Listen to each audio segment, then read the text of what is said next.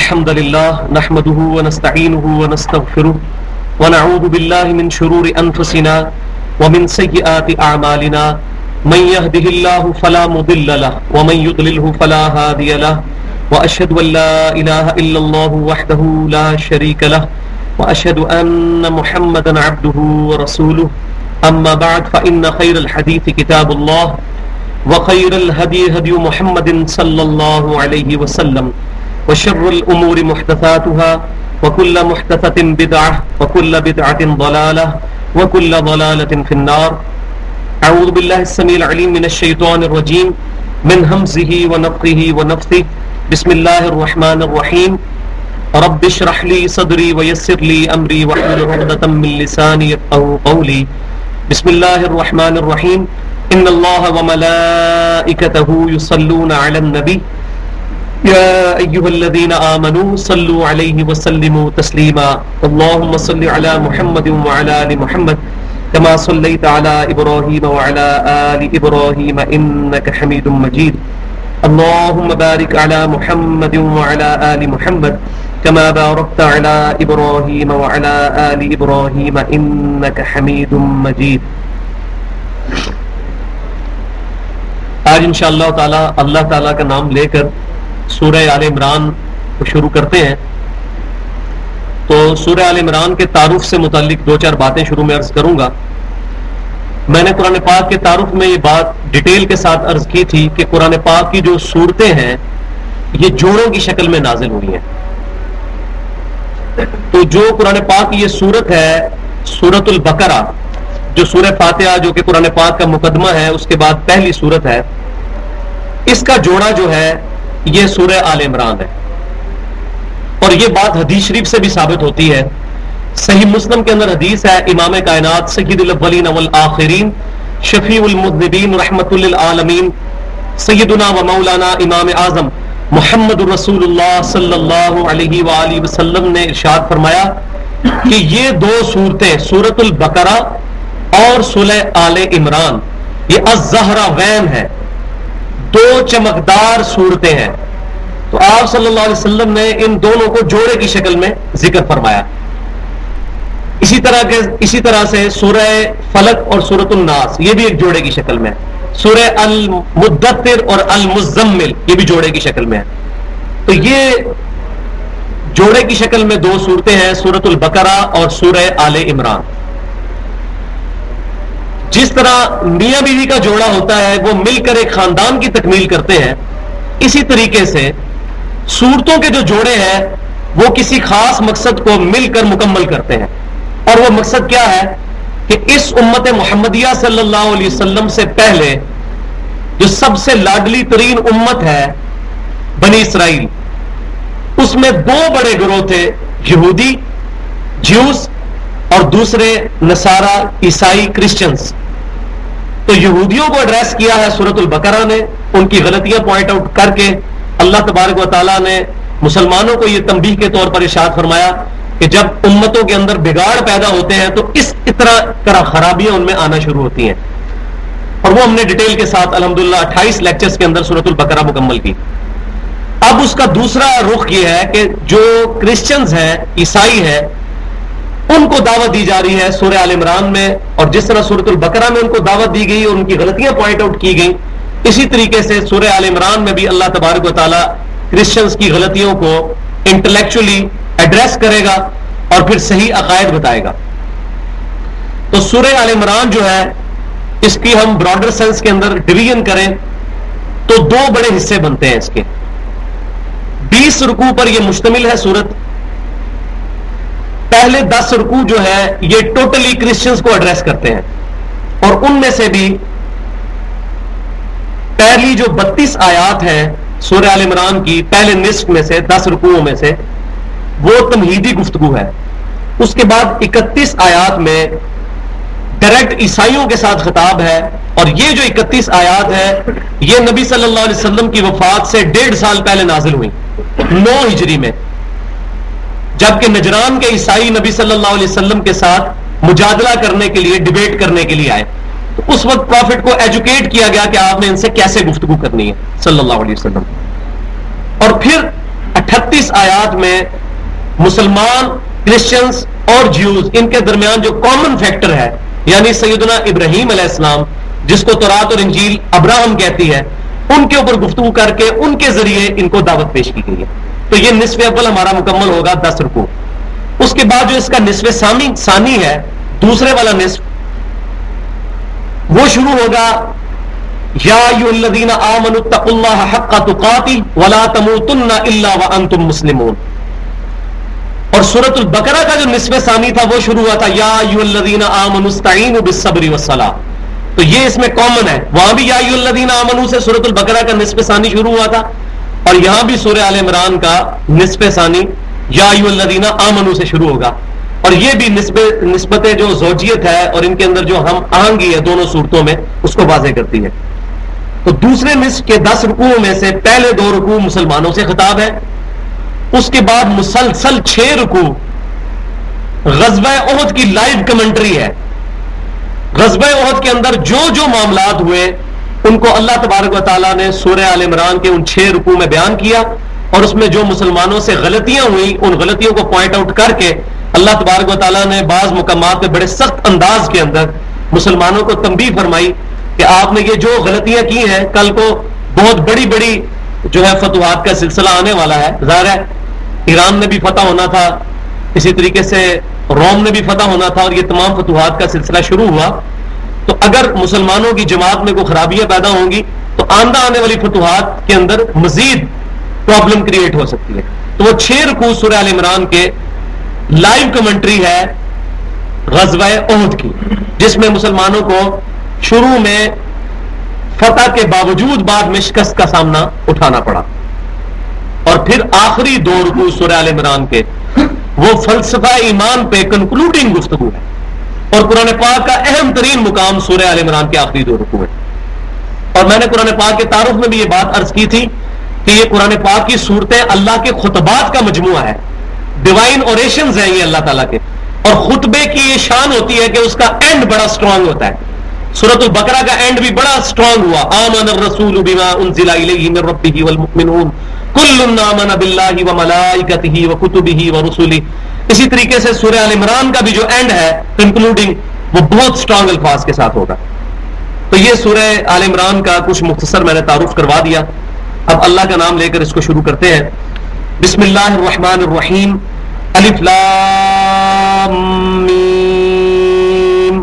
یہ حروف مقطعات ہیں، ان کے جو میننگز ہیں وہ اللہ اور اس کے رسول صلی اللہ علیہ وسلم کے درمیان ایک راز ہے جو آپ صلی اللہ علیہ وسلم کو، امت کو نہیں بتایا گیا آپ صلی اللہ علیہ وسلم کے ذریعے. البتہ اس کے کوئی معنی ہے جو اللہ تعالیٰ نے کم از کم ایک شخصیت کو ضرور بتائے ہیں جس کی طرف یہ پیغام آیا، یعنی امام کائنات سید الاولین والآخرین شفیع المذنبین رحمت للعالمین سیدنا و مولانا امام اعظم محمد رسول اللہ صلی اللہ علیہ وسلم. کیونکہ اگر یہ بات نہ مانی جائے تو یہ قرآن پاک کے یہ کلمات محمل ہو جائیں گے. تو ہم قرآن پاک کے بارے میں ایسا فاسد عقیدہ نہیں رکھتے. تو الحمدللہ اس کے عالم نبی صلی اللہ علیہ وسلم تو ہے، آپ صلی اللہ علیہ وسلم کو اللہ تبارک و تعالیٰ نے یہ امت تک پہنچانے کی اجازت نہیں دی. یہ ایک راز ہے، جس طرح کئی باتیں نبی صلی اللہ علیہ وسلم کے پاس راز تھی جو آپ نے کسی صحابی خاص کو بتائیں، جیسے حذیفہ بن یمان رضی اللہ تعالیٰ عنہ کو منافقین کے نام بتا دیے اور کسی صحابی کو نہیں بتائے، سیدنا ابوبکر کو نہیں بتائے، سیدنا عمر کو نہیں بتائے. کیوں؟ کہ وہ دین کی بنیادی ضرورت نہیں تھی. تو یہ متشابہات ہے. متشابہات کا علم اللہ تعالیٰ اور اس کے رسول کے ساتھ خاص ہے. تو متشابہات اللہ تعالیٰ نے قرآن میں ہماری آزمائش کے لیے رکھے ہیں، اور اس کا ذکر آگے آ جائے گا. اللہ لا الہ الا ہو، اللہ ہی ہے کہ کوئی نہیں معبود مگر وہی. الحی القیوم، وہ خود سے زندہ ہے اور ہر چیز کو تھامے ہوئے ہے. کسی بھی چیز کا وجود اس کی وجہ سے، اس کا وجود اس کی صفات ذاتی ہے، باقی سب کو جو کچھ مل رہا ہے اس کی وجہ سے. کسی کی کوئی چیز ذاتی نہیں ہے، اس کی عطا سے ہے. یہ زمین و آسمان اور اس کے اندر جتنی مخلوقات ہیں ان کا قائم رہنا اللہ کے اس ڈیوائن حکم کی طرف سے ہے جو اللہ تبارک و تعالی کی طرف سے تمام مخلوقات میں انسٹنکٹ کی طور پر، اسی طریقے سے روحانی وجود کے طور پر جاری ہے. کوئی بھی چیز اپنی اصلی حالت میں قائم نہیں رہ سکتی جب تک کہ اللہ تعالیٰ کا امر کن پیچھے موجود نہ ہو. جس کو میں مثال سے سمجھاتا ہوں کہ یہ جو انرجی سیور یا پنکھے لگے ہوئے ہیں ان کی وائنڈنگ بڑی خوبصورت ہو اور ادھر آپ بٹن بھی بہت خوبصورت لگا لیں, لیکن اگر ان کے اندر کرنٹ ہی موجود نہیں ہے اس بٹن کے ذریعے کبھی بھی یہ پنکھا یا لائٹس آن نہیں ہو سکتی. اسی طریقے سے اللہ تعالیٰ نے فرشتوں کی ڈیوٹیاں ضرور لگائی ہیں. فرشتوں کی مثال ان سوئچ کی سی ہے, لیکن فرشتوں کی وجہ سے کچھ نہیں ہوتا. اصل میں وہ کرنٹ ہے جو اللہ تعالیٰ کا امر کن ہے, کن فیکون. جب وہ حکم فرماتا ہے ہو جا تو ہو جا. باقی اللہ تعالیٰ نے ہماری آزمائش کے لیے دنیا کے معاملات کو اسباب کے ساتھ جوڑا ہوا ہے, لیکن ہماری نظر مسبب الاسباب پہ ہونی چاہیے. اسباب کی نفی نہیں ہے, اسباب کے ساتھ ہی سب کچھ چل رہا ہے, لیکن اسباب کے پیچھے اللہ کا حکم ہے. جب تک وہ اللہ کا امر کن نہیں ہوگا کوئی بھی سبب اپنی اصلی حالت میں نفع نہیں پہنچا سکتا. الحی ہے القیوم, نزل علیک الکتاب بالحق, اس نے نازل فرمائی ہے اے محبوب صلی اللہ علیہ وسلم آپ پر یہ کتاب حق کے ساتھ. حق کی اپروپریٹ ٹرانسلیشن ہے پرپسفل, با مقصد, کسی مقصد کے ساتھ.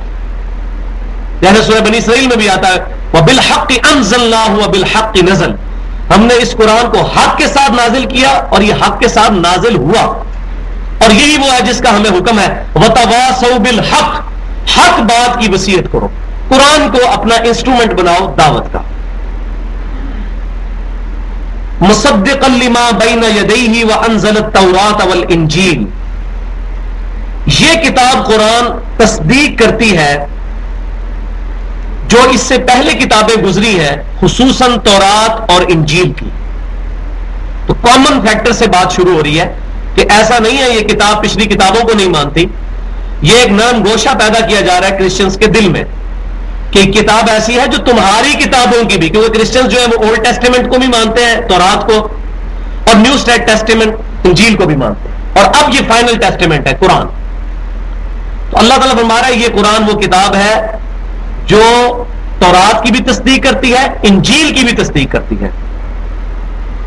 من قبل ھدی للناس, اور اس میں کوئی اور نہیں بات ماننے میں کہ من قبل ھدی للناس, وہ کتابیں بھی اللہ تعالیٰ نے اس سے پہلے لوگوں کی ہدایت کے لیے بھیجی تھی. ایسا نہیں ہے کہ ان کتابوں کی کوئی اہمیت نہیں تھی, بہت اہمیت ہے ان کتابوں کی. ایون آج بھی ہے, آج بھی ہمیں کتنی باتیں ایسی ہیں جو قرآن پاک میں موجود نہیں, ان کے لیے ہمیں تورات اور انجیل کی طرف جانا پڑتا ہے تاریخی حوالوں کے اعتبار سے. ایز فار ایز عقائد اور کنسرن قرآن پاک کسی کا محتاج نہیں ہے, نہ حدیث کا محتاج ہے نہ تورات اور انجیل کا. عقائد میں قرآن ایک مکمل کتاب ہے.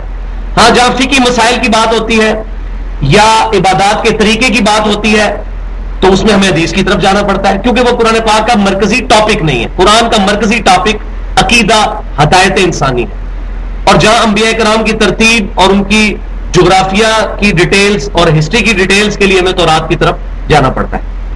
تو جو تورات اور انجیل کی چیزیں قرآن سے نہیں ٹکراتی وہ ہمارے لیے آج بھی حجت ہے.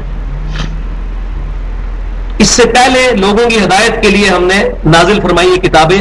وَأَنزَلَ الْفُرْقَانَ, اور اب یہ نازل کر دیا ہے الفرقان, حق اور باطل میں تمیز کرنے والی کتاب. اب ہم نے تمام کتابوں کو اس کتاب پر پیش کرنا ہے. اگر وہ اس کے ساتھ میچ کھاتی ہیں, وہ تعلیمات الفرقان کے ساتھ میچ کرتی ہیں تو ایکسیپٹیبل, ادروائز ایکسیپٹیبل نہیں ہے. تو یہ الفرقان ہے, حق اور باطل میں تمیز کرنے والی کتاب. اور یہی لفظ امام کائنات صلی اللہ علیہ وسلم کے بارے میں بھی صحیح بخاری میں موجود ہے, محمد فرق بین الناس, محمد صلی اللہ علیہ وسلم لوگوں میں حق اور باطل میں فرق ہے. یہ کتاب بھی فرق اور آپ صلی اللہ علیہ وسلم کی شخصیت بھی فرق, کیونکہ آپ صلی اللہ علیہ وسلم اسی کتاب کے معلم بنا کر بھیجے گئے. ہم نبی صلی اللہ علیہ وسلم کے معلم ہیں اور آپ صلی اللہ علیہ وسلم ہمارے معلم ہیں. وہ سکھانے والے ہیں اور ہم سیکھنے والے ہیں. تو آپ صلی اللہ علیہ وسلم محمد فرق بین الناس, قد جاءکم من اللہ نور و کتاب مبین, بے شک اللہ تعالی کی طرف سے تمہارے پاس آ گیا نور. کون؟ امام کائنات صلی اللہ علیہ وسلم. اور یہ امام طبری رحمۃ اللہ علیہ کی جو تفسیر ابن جریر ہے اس میں صحیح سند کے ساتھ موجود ہے کہ تابعین یہ کہا کرتے تھے کہ یہاں نور سے مراد نبی صلی اللہ علیہ وسلم ہے. لہذا یہ جو لوگ نور من نور اللہ کے عقیدے کو غلط کہنے کے لیے اس بات کو غلط کہتے ہیں تو وہ غلطی پر ہے. یہ آج نئی بات لے جائیں آپ، کیونکہ ہم فرقے سے ہٹ کے بات کرتے ہیں تو حق بات کریں گے. یہ سلف کا اس پر اتفاق تھا کہ یہاں نور سے مراد نبی صلی اللہ علیہ وسلم ہے. قد جاءکم من اللہ نور و کتاب مبین. نور نبی صلی اللہ علیہ وسلم ہے اور کتاب قرآن پاک. نور من نور اللہ نہیں ہے. کیوں؟ قرآن پاک میں نفی آئی ہے لم یلد ولم یولد. نہ اللہ میں سے کوئی نہ اللہ کسی میں سے نکلا نہ اللہ میں سے کوئی نکلا. جہاں تک نبی صلی اللہ علیہ وسلم کا معاملہ نور ہونے کا تو واقعی آپ نور ہے. آپ کی احادیث نور ہے، قرآن نور ہے، صحابہ اکرام کے اقوال نور ہے، تابعین تبع تابعین کے اقوال بھی ہمارے لیے نور ہے. نور ہے ہدایت جس سے ہم روشنی حاصل کرتے ہیں. تو قد جاءکم من اللہ نور و کتاب مبین. نبی صلی اللہ علیہ وسلم اللہ کی طرف سے نور بن کر آئے ہیں اور اس کی ڈیٹیل پھر سورہ احزاب میں کھلے گی. یا ایھا النبی انا ارسلناک شاہدا ومبشرا ونذیرا وداعیا الی اللہ باذنہ وسراجا منیرا. آپ نور نہیں صرف ایسے سورج ہے، ایسا نور ہے جو لوگوں کو بھی چمکا دیتا ہے. یہاں تو واضح آ گیا نا اس کی کیا تعویل ہوگی سراجا منیرا. تو نور کے لفظ سے الرجی نہیں ہو جانا چاہیے کسی کو کہ نبی صلی کے لیے نور کا لفظ استعمال کر لیا. نور ہے نور ہدایت الحمدللہ. اور نور ہدایت ایسے سراج منیرا، ایسے نور جس نے سب کو چمکا دیا. آپ صلی اللہ علیہ وسلم نے گمراہی کے اندھیروں سے نکال کے ہمیں ہدایت کی روشنی کی طرف گائیڈ لائنز عطا فرمائی. یتلو علیہم آیاتہ ویزکیہم ویعلمہم الکتاب والحکمہ وان کانوا من قبل لفی ضلال مبین. نبی صلی اللہ علیہ وسلم اللہ کی آیات پڑھ کے تم پر تلاوت کرتے ہیں، تمہارے دلوں کا تزکیہ کرتے ہیں، تمہیں کتاب اور حکمت سکھاتے ہیں. اس سے پہلے تم گمراہ تھے. اے ابو بکر تم گمراہ تھے، اے عمر تم گمراہ تھے، اے عثمان و علی آپ گمراہ تھے. آپ کو نبی صلی اللہ علیہ وسلم نے گمراہی کے اندھیروں سے نکال کر ہدایت کی روشنی کی طرف رہنمائی کی اس قرآن کے ذریعے. تو یہ میں نے تھوڑا سا اس میں بہتر سمجھا کہ یہ بد عقیدگی بھی آج کل معاشرے میں دو پینڈولم کی ایکسٹریمز چل رہی ہیں. ایک نور من نور اللہ کا عقیدہ جو شرک کے اوپر مبنی ہے، اور دوسری طرف اس کے رد کرتے ہوئے وہ نور کے عقیدے کا ہی بالکل رد کر دیتے ہیں کہ نور کہنے میں ان کو کوئی فیل ہوتی ہے ایسے کوئی الرجی. تو ایسی فیل نہیں ہونی چاہیے، بات کو صحیح طریقے سے ایڈریس کرنا چاہیے. ان الذین کفروا بآیات اللہ. جو لوگ بے شک انکار کرتے ہیں اللہ کی آیات کے ساتھ کفر کرتے ہیں جو لوگ، لہم عذاب شدید، ان کے لیے سخت ترین عذاب ہے. یعنی اس کتاب کو عام کتاب نہ سمجھنا کہ اس کو پڑھا نہ پڑھا برابر ہے، مانا نہ مانا برابر ہے جس طرح باقی کتابیں ہیں. نہیں. وانزل الفرقان، اب نازل کر دی ہے ہم نے حق اور باطل میں فرق کرنے والی کتاب الفرقان. ان الذین کفروا بآیات اللہ، اب جو لوگ بے شک ان آیات کا انکار کریں گے، لہم عذاب شدید، ان کے لیے شدید ترین عذاب ہے. واللہ عزیز ذو انتقام، اور اللہ تعالی غالب ہے اور انتقام لینے والا ہے. والعیاذ باللہ تعالی. ومن اظلم ممن ذکر آیات ربہ ثم اعرض عنها انا من المجرمین منتقمون. بے شک اس سے بڑھ کر ظالم شخص کون ہوگا جس کو اس کے رب کی آیات کے ساتھ تبلیغ کی جائے اور وہ اعراض کرے. انا من المجرمین منتقمون، ایسے مجرموں سے ہم انتقام لے کر چھوڑیں گے. تو یہاں بھی اللہ تعالیٰ فرما رہا ہے اس کتاب کو عام کتاب نہ سمجھنا کہ نہ پڑھا تو خیر، قرآن کی تعلیم نہ بھی حاصل کی تو خیر. ان اللہ لا یخفی علیہ شیء فی الارض ولا فی السماء، بے شک اللہ تعالیٰ پر کوئی چیز بھی پوشیدہ نہیں ہے، نہ زمین میں اور نہ آسمان میں. اللہ تعالیٰ کو ہر چیز کا علم ہے. زمین و آسمان کی ہر چیز اپنی ٹائنیس ڈیٹیل تک اللہ تعالیٰ کے ڈیوائن وزڈم میں موجود ہے. اور ایسا کامل علم ہے کہ اللہ تعالیٰ نے لوح محفوظ میں یہ پہلی باتیں لکھ لی ہوئی ہیں، وہ آگے جا کے ڈیٹیل آئے گی.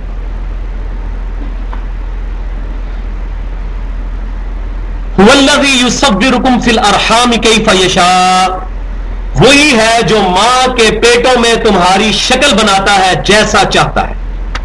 کوئی بنا سکے؟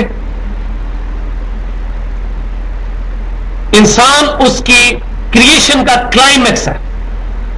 زمین و آسمان کی ساری مخلوقات مل کے، انسان تو بڑی دور کی بات ہے، ایک انڈا توڑ کے اس کا لیسدار مادہ پلیٹ میں رکھ دے، اور سارے انٹلیکچوئلز اور سائنٹسٹ کو ہم دعوت دیتے ہیں کہ اس لیسدار مادے میں سے چوزا تو بڑی دور کی بات، چوزے کی چونچ بنا کے بتا دیں، اور روزانہ اربوں خربوں انڈوں میں سے چوزے، کبوتروں کے چوزے، مرغیوں کے چوزے، چیلوں کے چوزے، کبوں کے چوزے، یہ تمام چیزیں نکل رہی ہیں. تو کیا خود بخود ہو رہی ہیں؟ یہ جو کام کرنے سے نہیں ہو سکتا وہ بھائیوں خود بخود نہیں ہو سکتا. یہ بات سمجھ لیں. تو زمین و آسمان کی ہر چیز اللہ کے علم میں، یہاں تک کہ میں ماں کے پیٹ میں بھی اللہ تعالیٰ شکل انسان کی بناتا ہے جیسا وہ چاہتا ہے. اور یہیں سے اصل میں اب تمہیدی گفتگو شروع ہو گئی ہے. حضرت عیسیٰ علیہ السلام کے بارے میں ڈیوینٹی کلیم کی تھی کرسچنز نے کہ حضرت عیسیٰ علیہ السلام جو ہے نعوذ باللہ بیگوٹن سن آف گاڈ ہیں، اللہ کے صلبی بیٹے ہیں. تو اللہ تبارک و تعالیٰ یہیں سے اس کا رد کرنا شروع کر رہا ہے کہ کوئی حضرت عیسیٰ علیہ السلام کی پیدائش اگر بغیر باپ کے ہوئی تو ماں تو تھی نا ان کی، ماں کے پیٹ میں ان کی شکل تو بنی نا، 9 مہینے تو ماں کے پیٹ میں گزارے نا. تو کس نے ان کو رکھا؟ اس اللہ نے. اور یہ روح اللہ کا جو عقیدہ ہے جو سورہ نساء میں بھی آگے جا کر آئے گا، اس کی غلط انٹرپریٹیشن کر لی تھی کرسچنز نے. عیسیٰ روح اللہ، وہ کہتے تھے اللہ میں سے نکلے. تو روح اللہ تو بات ٹھیک ہے،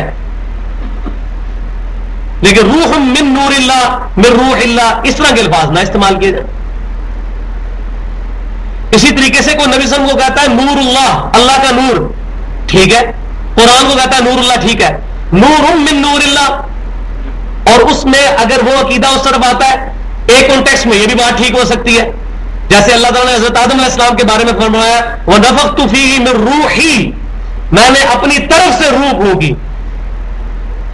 تو الفاظ سے الرجک نہیں ہو جانا چاہیے. اصل چیز عقیدہ ہے. انما الاعمال بالنیات، عقیدے کو دیکھنا ہے کہ پیچھے عقیدہ کیا ہے.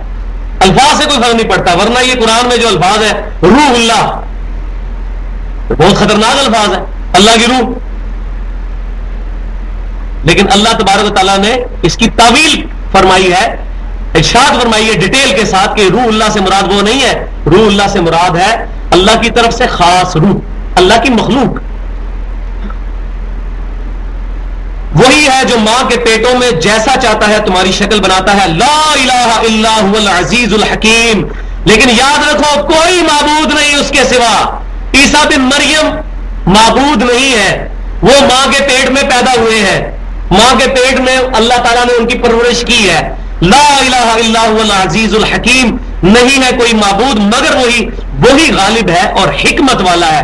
یہ اس کی حکمت کا تقاضا ہے کہ 9 مہینے میں ماں کے پیٹ میں بچے کی تخلیق فرماتا ہے، ورنہ وہ چاہے تو آنند فانند تخلیق کر سکتا ہے. اس نے اپنی یہ حکمت کے تحت یہ سب کچھ کیا کہ تخلیق کے مراحل اتنی دیر میں رکھیں. آم کی گٹھلی میں سے درخت بن کر پھل تک 8 سال لگ جاتے ہیں. اللہ چاہتا تو ایک دن میں ہم بوتے اور وہ سب کچھ ہو جاتا. کئی فصلیں ہیں جن کو 6 مہینے لگتے ہیں، اور کئی ایسی سبزیاں جو ہفتے میں تیار ہو جاتی ہیں.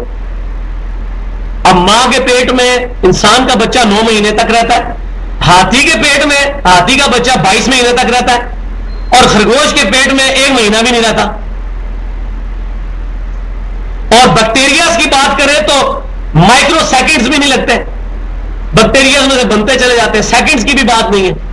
یہ اللہ تعالیٰ کی حکمت ہے کہ وہ جیسے بھی چاہتا ہے. اس کی وجہ سے یہ نہیں ہو جاتا کسی کے لیے ڈیوینٹی کلیم کر لی جائے کہ وہ اللہ کا بیٹا یا وہ اللہ ہے. لقد کفر الذین قالوا ان اللہ هو المسیح ابن مریم، وہ لوگ بے شک کافر ہوئے جنہوں نے کہا عیسیٰ بن مریم اللہ کے بیٹے ہیں یا اللہ ہی ہے. عیسیٰ علیہ السلام کے بارے میں ایسا عقیدہ نہیں رکھنا. اور یہاں میں ایک ضمن بات عرض کر دوں، عیسیٰ علیہ السلام کی یہ تعلیمات نہیں تھی کہ ٹیمپرڈ فارم میں یہ باتیں عیسائیوں تک پہنچی ہیں. عیسیٰ علیہ السلام کی اللہ نے صفائی قرآن میں پیش کی ہے. لقد کفر الذین قالوا ان اللہ هو المسیح ابن مریم، بے شک وہ لوگ کافر ہیں جو کہتے ہیں عیسیٰ بن مریم اللہ ہی ہے. وقال المسیح، جبکہ عیسیٰ علیہ السلام نے یہ کہا تھا، یا بنی اسرائیل، اے اسرائیل علیہ السلام کی اولاد، اے یعقوب علیہ السلام کی اولاد، اعبدوا اللہ ربی و ربکم، اس رب کی عبادت کرو جو مجھ عیسیٰ کا بھی رب ہے اور تمہارا بھی رب ہے. انہ من یشرک باللہ فقد حرم اللہ علیہ الجنہ، بے شک جو کوئی اللہ کے ساتھ شرک کرے گا اللہ نے اس پہ جنت حرام کر دی ہے. وَمَأْوَاهُ النَّارُ وَمَا لِلظَّالِمِينَ مِنْ أَنصَارٍ، اس کا ٹھکانہ دوزخ ہے، وہاں اس کا کوئی مددگار نہیں ہوگا. عیسیٰ علیہ السلام بری ہے اس فاسد عقیدے سے. اب قرآن پاک کی اہم ترین آیت آ رہی ہے، اور میں سمجھتا ہوں قرآن پاک میں یہ جو آیت ہے، اگر قرآن کے اسٹوڈنٹ کو یہ آیت نہیں پتا تو وہ قرآن پاک کی آیات کو غلط طرف بھی لے کر جا سکتا ہے. یہ سب سے اہم ترین آیت ہے قرآن پاک کو سمجھنے کے اعتبار سے، اور یہ ٹاپک صرف یہاں پر ہی ایڈریس ہو رہا ہے. اور میں نے قرآن پاک کے تعارف میں جو 1.5-2 گھنٹے کی گفتگو کی تھی، اس میں اپنی گفتگو کا کافی اچھا خاصا حصہ اس کے اوپر میں نے لگایا تھا. آیت نمبر 7 سورہ آل عمران، یہ امپورٹنٹ ترین آیت ہے قرآن کو سمجھنے کے اعتبار سے. قرآن کا اسلوب، ابھی بھی مغرب سے عشاء کے درمیان میرے پاس ایک بھائی آئے ہوئے تھے، وہ بڑے کنفیوز تھے قرآن پاک سے کچھ آیات سے وہ غلط مفہوم لے رہے تھے، تو میں نے ان کو یہ آیت بتائی کہ آپ اس بات کو سمجھیں.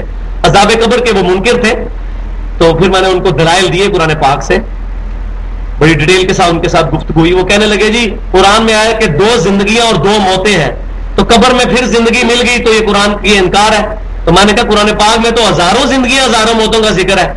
سورہ زمر میں، سورہ الانعام کے اندر آتا ہے جب تم رات کو سوتے ہو اللہ تمہاری روح قبض کر لیتا ہے. جس کو موت دینی ہوتی ہے اپنی روح، اس کی روح اپنے پاس رکھتا ہے، اور جس کو زندگی دینی ہوتی ہے روح واپس ڈال دیتا ہے، پھر تمہیں صبح زندہ کرتا ہے. تو روزانہ مرتے اور ہم جیتے ہیں. کہتا نہیں جی یہ زندگی اور ہے. تو میں نے کہا ہاں قبر کی زندگی بھی اور ہے. اگر یہ آیت قرآن کی تمہاری اس آیت سے نہیں ٹکرا رہی تو بخاری مسلم کی حدیثیں عذاب قبر والی بھی قرآن سے نہیں ٹکراتی. تو پھر میں نے اس کو یہ بات بتائی کہ یہ متشابہات ہیں، ان کے پیچھے مت پڑو. ہمارا صرف عقیدہ ہے، انسان کے ساتھ فرشتے لگے ہوئے ہیں ہمیں کبھی نظر نہیں آئے، لیکن ہمارا عقیدہ لگے ہوئے ہیں کیونکہ یہ frame of reference he different ہے. ہم اس فریم آف ریفرنس کو نہیں سمجھ سکتے. جس طریقے سے الیکٹرانک جو الیکٹرو میگنیٹک ویوز جو نکلتی ہیں اس موبائل سے، ہم ڈیٹیکٹ نہیں کر سکتے، اس کو موبائل کر لیتا ہے. ہمارے فریم آف ریفرنس سے یہ چیزیں باہر ہیں. ہم تھوڑی دور نہیں دیکھ سکتے، عقاب 2 کلومیٹر دور سے دیکھ لیتا ہے. ہاتھی 40 کلومیٹر دور کی آواز بھی سن لیتا ہے.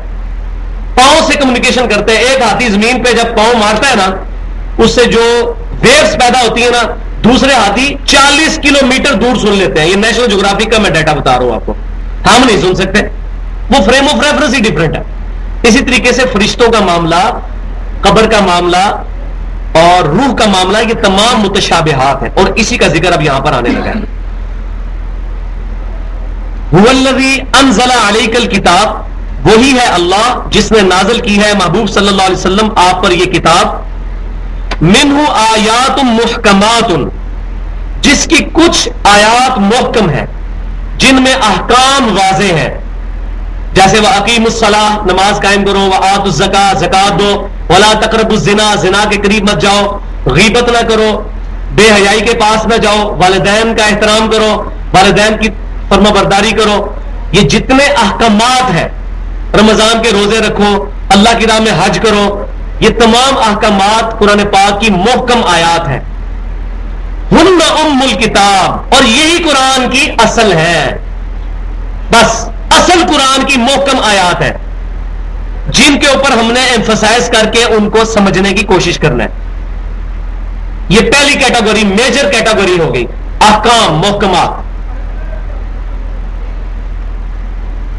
وَأُخَرُ مُتَشَابِهَاتٍ، اور دوسری کیٹیگری ہے متشابہات کی.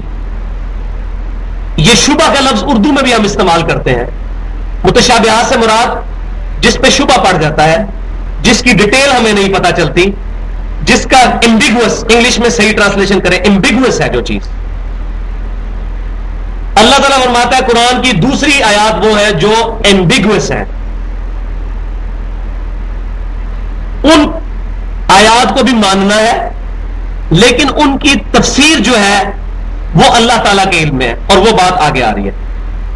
فَأَمَّا الَّذِينَ فِي قُلُوبِهِمْ زَيْغٌ، پس جن لوگوں کے دلوں میں ٹیڑھ پن ہوتا ہے، جو جان بوجھ کر جس طرح مکھی گند پہ بیٹھتی ہے، وہ قرآن پاک میں نعوذ باللہ گندگی تلاش کرنے کی کوشش کرتے ہیں، حالانکہ قرآن میں تو گندگی کوئی نہیں ہے.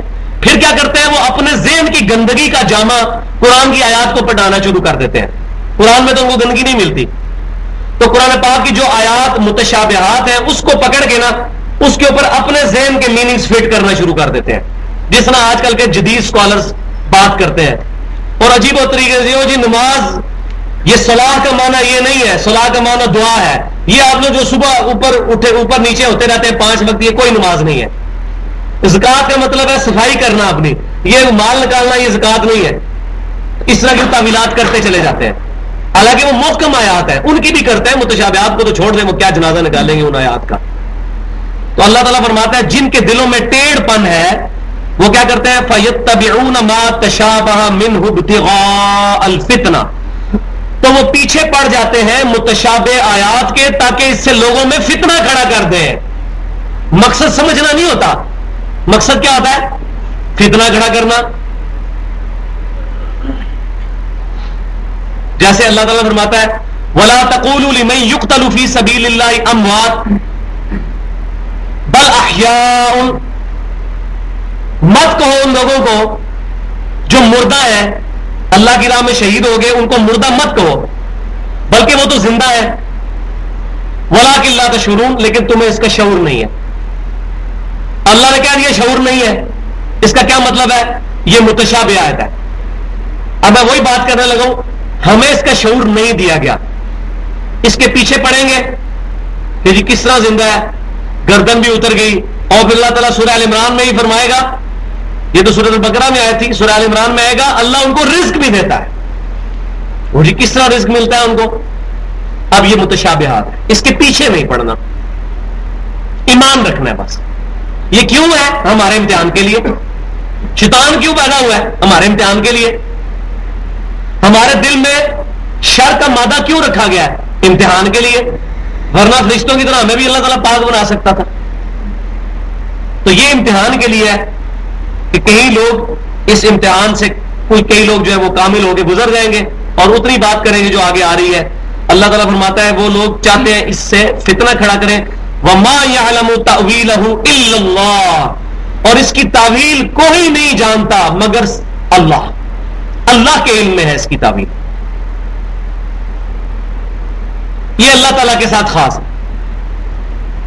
ہاں اللہ جس کو چاہے وہ عطا فرما سکتا ہے، یا اللہ تبارک و تعالیٰ وقت کے ساتھ ساتھ متشابہات کچھ ایسے ہیں جن کو محکمات بنا سکتا ہے. وہ میں تھوڑی گفتگو اس کے بعد کرتا ہوں.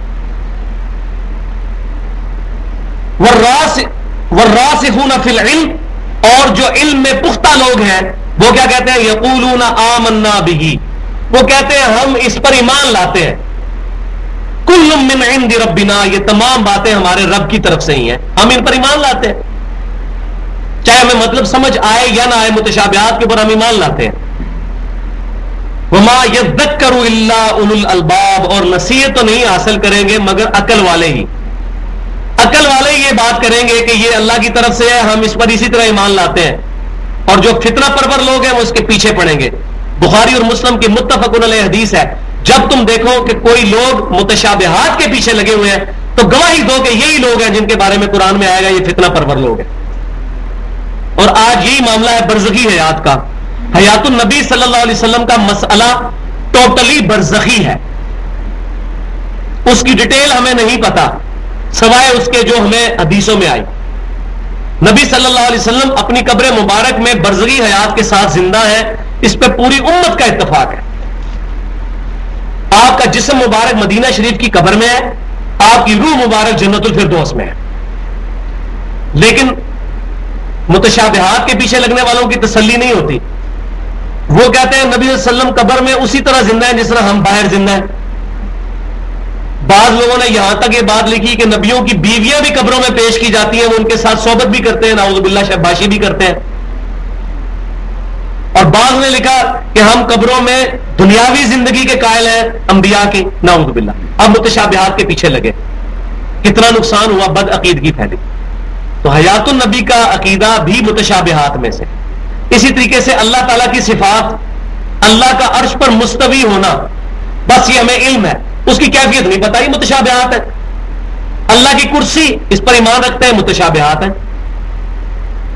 اللہ کی جتنی صفات ہیں ہم جہمیہ کی طرح نہ تو ان کی غلط تعویل کرتے ہیں اور معتزلہ کی طرح ان کا انکار بھی نہیں کرتے.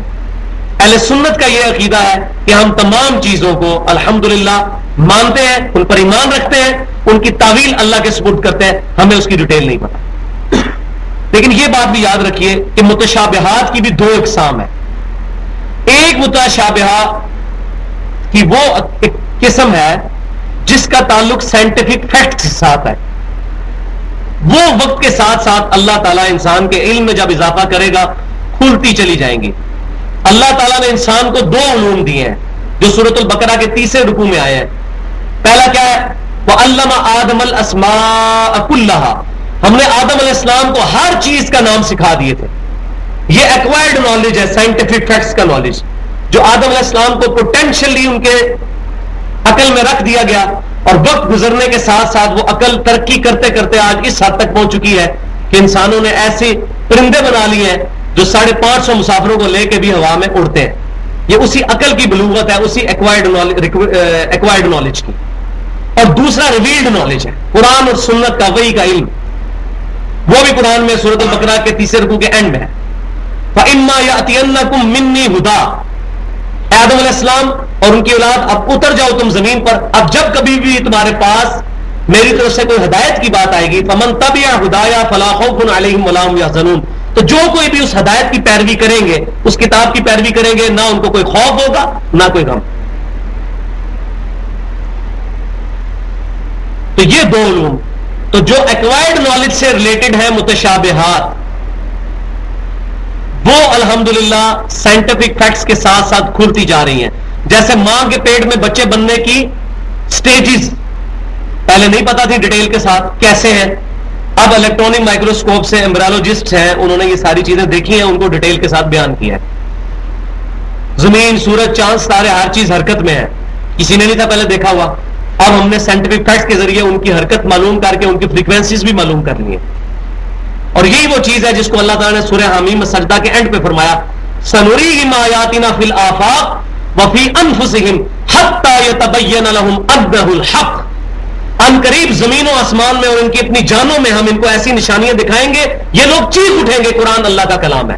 یہی وجہ ہے کہ آج غیر مسلم تیزی سے مسلمان ہو رہے ہیں قرآن پاک کے سائنٹیفک فیکٹس کی وجہ سے، کہ قرآن پاک میں آج سے 1400 سال پہلے وہ سائنٹیفک فیکٹس ٹینیز ڈیٹیل تک بیان ہوئے ہیں جو کہ 20ویں صدی کی لیٹسٹ سائنٹیفک ریسرچ کے بعد پاسبل ہوا ہے ان کو سمجھنا.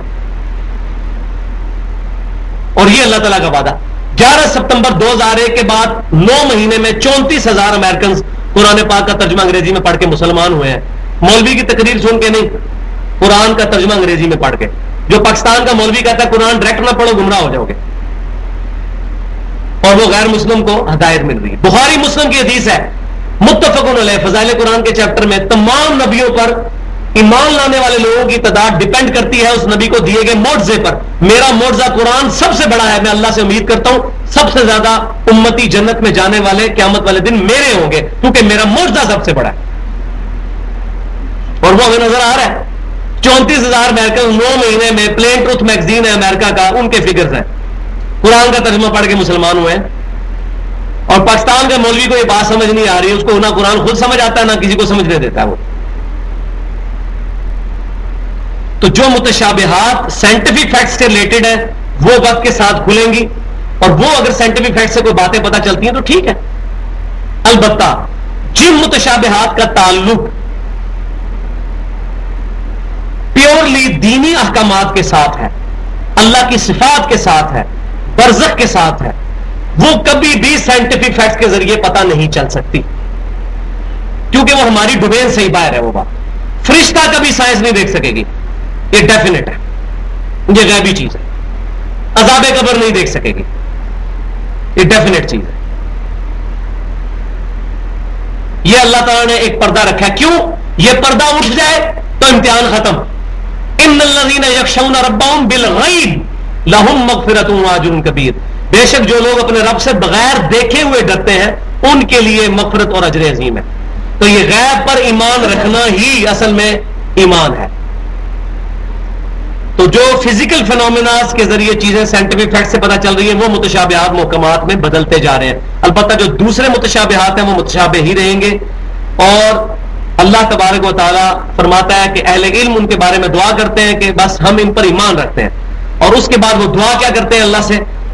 اگلی آیت ہے ربنا لا تزغ قلوبنا، اے رب ہمارے دلوں کو ٹیڑھا مت کرنا، اب پھر اس الٹی راستے پہ نہ چلا دینا، بعد اذ ہدیتنا، جبکہ تو نے ہمیں ہدایت دے دی، وہب لنا من لدنک رحمہ، اور ہمیں اپنے پاس سے خاص رحمت عطا فرما. تیری رحمت کے بغیر تو ہدایت بھی نہیں مل سکتی، ہدایت پر استقامت بھی نہیں مل سکتی. انک انت الوہاب، بے شک تو ہی عطا فرمانے والا ہے، الوہاب عطا فرمانے والا. اور پھر کیا دعا کرتے ہیں ہدایت ملنے کے بعد؟ وہی جو ہر انسان کو، ہر انٹلیکچوئل کی ٹینشن ہونی چاہیے، ربنا انک جامع الناس لیوم لا ریب فیہ، اے رب ہمیں یہ یقین ہے کہ تو بے شک قیامت والے دن سارے انسانوں کو جمع کر کے ان کے اعمال کا بدلہ دینے والا ہے. یہ سب کچھ لوگ جمع ہوں گے اس دن جس دن کوئی شک نہیں ہے کہ وہ دن قائم ہوگا. تو اے رب جب وہ دن قائم ہو جائے، ان اللہ لا یخلف المیعاد، بے شک اللہ تعالیٰ اپنے وعدے کی خلاف ورزی نہیں کرتا. اے رب تو اپنے وعدے کی خلاف ورزی نہیں کرتا. ہم تیرے نبیوں پر ایمان لائے، تیری کتابوں کو مانا، تو جو تو نے اپنے نبیوں کے ذریعے جنت کا وعدہ فرمایا ہے وہ ہمیں عطا فرمانا. یہ سب چیزیں بٹوین دا ورڈز ہیں. اور یہ مضمون کھلے گا سورہ آل عمران کے آخری 2 رکوع، میں نے بتایا جو فلسفہ ایمان کی ہائٹ ہے. ربنا اننا سمعنا منادی ینادی للایمان ان آمنوا بربکم فآمنا، اے رب ہم نے ایک ندا کرنے والے کو سنا، ایک پروفٹ کو سنا، وہ آواز لگا رہا تھا آؤ لوگوں اللہ کی طرف. ہم نے اس کی آواز پر لبیک کہا. اے رب ہم نے اس کی آواز پر لبیک کہا. ربنا اننا سمعنا منادی ینادی للایمان ان آمنوا بربکم فآمنا، اے اللہ ہم ایمان لے آئے. پھر آگے دعائیں شروع ہوتی ہیں اور کنکلوڈ ہوتا ہے سورہ آل عمران اسی پر. تو یہ پہلا رکوع ہمارا الحمدللہ مکمل ہوا. اس پہ میں نے بہت لمبی گفتگو کی ہے، میں نہیں تھا سمجھ رہا کہ اتنی لمبی گفتگو ہوگی، لیکن یہ گفتگو بڑی ضروری ہے قرآن پاک کے اسٹوڈنٹ کے اعتبار سے جو قرآن پاک کو سمجھنے بیٹھا ہے.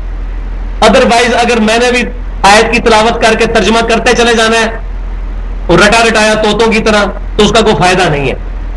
جب تک آپ کو یہ بات سمجھنا ہے، الحمدللہ جنہوں نے سورۃ البقرہ ساری پڑھی ہے ان کے اندر کیپیبلٹی پیدا ہو گئی ہے اب قرآن کو سمجھنے کی. اور یہ الحمدللہ جب یہ سورت بھی مکمل ہوگی مزید ہمارے اندر نکھار پیدا ہوگا قرآن کو سمجھنے کے اعتبار سے کہ قرآن کو کس کانٹیکسٹ میں، قرآن کا تانا بانا کیا ہے. اب دیکھیں میں ساتھ ساتھ بتاتا ہوں یہ آیت کے ساتھ یہ جز کیوں آتا جا رہا ہے. ان الذین کفروا، اب سائملٹینیس کنٹراسٹ آ رہا ہے. ایمان والوں کا ذکر ہوا، اب کفار کا. بے شک جن لوگوں نے کفر کیا، قرآن کو نہیں مانا، اللہ کے نبیوں کو نہیں مانا، لم تغنی عنہم اموالہم ولا اولادہم من اللہ شیئا، نہ تو ان کا مال اور نہ ان کی اولاد اللہ تعالیٰ کے مقابلے پہ ان کو کوئی نفع دے سکے گی، بچا سکے گی، نہیں بچا سکے. دنیا میں تو بندہ پیسے دے کے بھی جان چھڑا لیتا ہے. بڑے بڑے مجرم جو ہیں وہ پیسے دے کے پولیس میں اور عدالتوں کو، جج تک کو خرید کے بھی آزاد ہو جاتے ہیں، لیکن اللہ تعالیٰ کے حضور یہ نہیں ہو سکتے. اور دوسرا کیا ہوتا ہے، قبائلی سسٹم کے اندر جس کے بہت زیادہ بیٹے ہوں اور بڑا اسلحہ ہو، وہ اپنے بیٹوں کی طاقت کے زور پہ، بدماشی کے زور پہ لوگوں کو غلام بنا لیتا ہے. اللہ تعالیٰ نے دونوں چیزوں کی نفی کر دی ہے، نہ تو مال نفع دے گا نہ اولاد. اس سے یہ بھی بات پتہ چلی جو اولاد کی وجہ سے حرام اور حلال کی تمیز نہیں کرتے ان کو آج دنیا میں یہ بات سمجھ لینی چاہیے اس اولاد میں ہمارے کوئی کام نہیں آنا. ہاں اگر اولاد کی تربیت اچھی کی تو اولاد کام آئے گی، پھر آئے گی، پھر اس کا نفع آئے گا. وہ قرآن پاک میں آگے چل کے آ جائے گا. جو نیک لوگ ہیں ان کی بیویوں، ان کی اولادوں میں سے بھی سب کے سب لوگوں کو جنت میں اونچے مقام میں جمع کر دیں گے. اور صحیح مسلم میں حدیث ہے کہ مردے کو کسی عمل کا ثواب نہیں پہنچتا سوائے 3 اعمال کے، ان میں سے ایک ہے نیک اولاد. اس کے اعمال کا ثواب ضرور ملے گا. کیوں کہ وہ انسان کی اپنی انویسٹمنٹ ہے. وَأُولَئِكَ هُمْ وَقُودُ النَّارِ، تو وہی لوگ ہیں بدبخت اور ایندھن ہے دوزخ کا. اصل بدبخت یہ لوگ ہیں اور یہ ایندھن بننے والے ہیں. کدأب آل فرعون، جیسا کہ آل فرعون والے تھے. والذین من قبلہم، اور فرعونیوں سے پہلے جن لوگوں نے انبیاء کرام کا انکار کیا، کذبوا بآیاتنا، انہوں نے ہماری آیات کو جھٹلایا تھا، فأخذہم اللہ بذنوبہم، تو اللہ تعالیٰ نے پکڑ لیا ان کے گناہوں کے سبب ان کو، واللہ شدید العقاب، اللہ تبارک و تعالیٰ عذاب دینے کے اعتبار سے بڑا سخت ہے۔ قل للذین کفروا، اے محبوب صلی اللہ علیہ وسلم آپ ارشاد فرما دیجیے اب ان کافروں سے، اہل کتاب سے بھی، یہاں مخاطب اہل کتاب ہے، ستغلبون وتحشرون الی جہنم، تم ضرور اس زمین میں بھی مغلوب ہو جاؤ گے مسلمانوں سے، اور تمہیں جہنم کی طرف بھی ہانکا جائے گا۔ ہوا کیا تھا اس آیت کو کنٹیکسٹ میں سمجھیں، سنن ابی داؤد میں حدیث موجود ہے، جب غزوہ بدر میں مشرکین مکہ کو شکست ہوئی تو یہودیوں نے یہ کہا، مشرکین مکہ کو جب شکست ہوئی تو یہودیوں نے کہا کہ مسلمانوں، یہ مشرکین مکہ تو بچے تھے، یہ تو بڑے جو ہے وہ جنگ کے ایکسپرٹ نہیں تھے، کبھی ہم یہودیوں سے واسطہ پڑا تو پھر تمہیں مزہ چکھائیں گے۔ تو اللہ تبارک و تعالیٰ نے اس کے رد میں یہ آیت نازل فرمائی کہ تمہارا بھی یہی اجر ہونا ہے، اور وہ 7 ہجری میں ہوا۔ یہودیوں نے جب عہد توڑا تو یہودی مسلمانوں کے خلاف جب آئے تو برے طریقے سے شکست ان کو ہوئی، اور ان کا قتل عام بھی ہوا، جو انہوں نے نبی صلی اللہ علیہ وسلم کے ساتھ بد عہدی کی، اور تراق کی سزا ان کو سنائی گئی، بد عہدی کی سزا تراق میں سے پڑھ کے۔ تو اللہ تعالیٰ ہمارا یہ پہلی بشارت قرآن پاک میں دی جا رہی ہے کہ ان کو بتا دو کہ عنقریب تم مغلوب ہو جاؤ گے زمین میں، اور قیامت والے دن اللہ کے حضور تمہیں پیش کیا جائے گا، جہنم کی طرف لے کے جایا جائے گا، وبئس المہاد، اور کیا ہی برا ٹھکانہ ہے یہ دوزخ۔ قد کان لکم آیۃ فی فئتین التقطا، بے شک تمہارے لیے عبرت ہے ان 2 گروہوں میں جو بھیڑ گئے تھے۔ کون سے 2 گروہ؟ جو غزوہ بدر میں بھیڑے تھے، مسلمان اور کافر۔ اب غزوہ بدر کا ہلکا سا ذکر یہاں پر ہو رہا ہے، اس کے اندر اللہ فرماتا ہے تمہارے لیے بہت بڑی نشانی ہے۔ کیا نشانی ہے؟ تو قاتلوا فی سبیل اللہ، ایک گروہ وہ تھا جو اللہ کی راہ میں لڑ رہا تھا، وَأُخْرَى كَافِرَةٌ، اور دوسرا گروہ کافر تھا، يَرَوْنَهُمْ مِثْلَيْهِمْ رَأْيَ الْعَيْنِ، اور وہ مسلمان اپنے سے 2 چند اپنی آنکھوں سے وہ مسلمانوں کو، کافر جو ہے وہ دیکھ رہے تھے دگنا۔ یہ اللہ تعالیٰ کی معجزہ ظاہر ہوا کہ وہ مسلمانوں کو اپنے سے دگنی تعداد میں دیکھ رہے تھے کافر۔ یہ ہمارے اللہ کی نشانی ظاہر ہوئی۔ مسلمان 313 تھے، کافر 1000 کے قریب تھے، تو اللہ تعالیٰ نے ایسا کافروں کے دل پر رعب طاری کیا کہ کافروں کو مسلمان ڈبل نظر آ رہے تھے۔ اللہ تعالیٰ فرماتا ہے یہ نشانی ہماری طرف سے مدد آئی۔ واللہ یؤید بنصرہ من یشاء، اللہ اپنے پاس سے خاص مدد